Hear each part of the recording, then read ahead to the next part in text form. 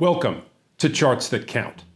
The single most striking thing about stock markets in 2020 was that they rose relentlessly, interrupted only briefly by a steep decline in the spring, despite the fact that a deadly pandemic was sweeping the globe. This apparent contradiction raises deep and troubling questions about the relationship between capital markets and the real economy, and about the relationship between economic growth and the welfare of actual human beings.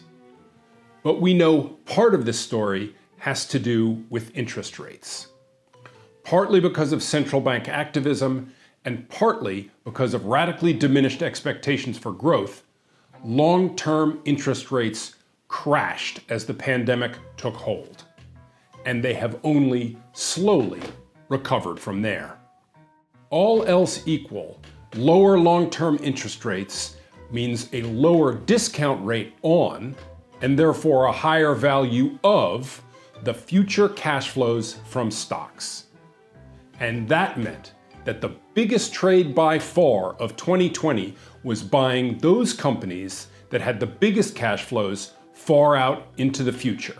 And that meant tech stocks, which saw their values double from their March lows.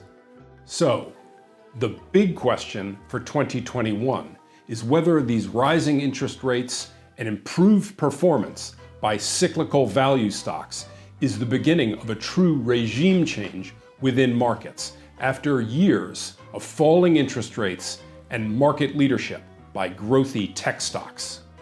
The answer to this question will depend very much on how smoothly the vaccination process goes and on how much pent-up economic demand will be released when all of us, after a very challenging 2020, get back to living a normal life.